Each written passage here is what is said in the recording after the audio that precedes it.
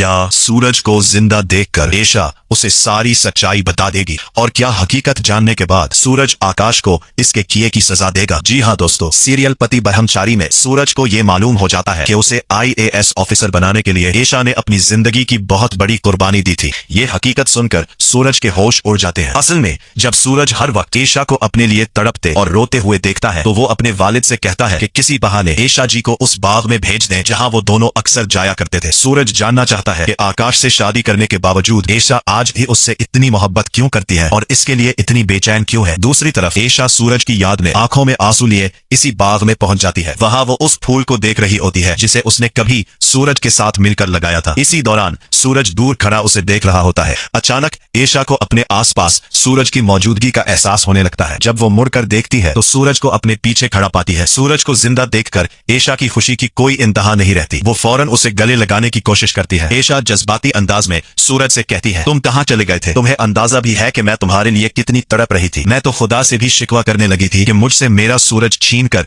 मुझे जिंदा क्यों रखा गया, लेकिन मुझे यकीन था कि जब तक ईशा जिंदा है सूरज को कुछ नहीं हो सकता। ये सुनकर सूरज पूछता है, आप मेरे लिए इतना क्यों तड़प रही है? ईशा जी, आपने तो आकाश से शादी करके मुझे अपनी जिंदगी से निकाल दिया था ना, फिर मेरे लिए ये आंसू क्यों? तब ईशा जवाब देती है, क्योंकि आज भी मैं सिर्फ तुमसे मोहब्बत करती हूँ। ये सुनकर सूरज भी अपने दिल की बात कह देता है, मैं भी सिर्फ आपसे मोहब्बत करता हूँ। आपके अलावा मैंने कभी किसी और को अपने दिल में जगह नहीं दी। लेकिन कहानी में असल मोड़ उस वक्त आता है जब सूरज ईशा के पास अपनी पुरानी तस्वीरें देख लेता है। वो हैरान होकर पूछता है, अगर आप मुझसे इतनी मोहब्बत करती है तो फिर हमारी शादी की तस्वीरें आज तक क्यों संभाल कर रखी है? और अगर आप वाकई मुझसे मोहब्बत करती थी तो मुझे छोड़कर आकाश से शादी क्यों की? प्लीज मुझे सच बताइए, मैं हकीकत जानना चाहता हूँ। सूरज की बात सुनकर ईशा कहती है, मैं तुम्हें वो सच नहीं बता सकती। अगर मैंने तुम्हें हकीकत बता दी तो तुम अपना आपा खो बैठोगे और तुम्हारी जिंदगी बर्बाद हो जाएगी। लेकिन सूरज सच जानने पर अड़ जाता है। वो कहता है, अगर वो सच जानने के बाद मैं बर्बाद भी हो जाऊं तो मुझे मंजूर है। मैं आपके लिए हर कीमत चुकाने को तैयार हूँ, बस मुझे हकीकत जाननी है। मगर ईशा फिर भी कुछ नहीं बताती और वहां से चली जाती है। अब दोस्तों, क्या सूरज ईशा के इस राज तक पहुंच पाएगा या फिर आकाश एक बार फिर कोई नई चाल चलेगा? अगर आप चाहते हैं कि सूरज को बंटी के जरिए पूरी सच्चाई मालूम हो जाए तो कमेंट में यस जरूर लिखें, क्योंकि बंटी को सब कुछ मालूम है। वीडियो को लाइक करें, चैनल को सब्सक्राइब करें और मिलते हैं एक नई वीडियो में एक नए जबरदस्त ट्विस्ट के साथ।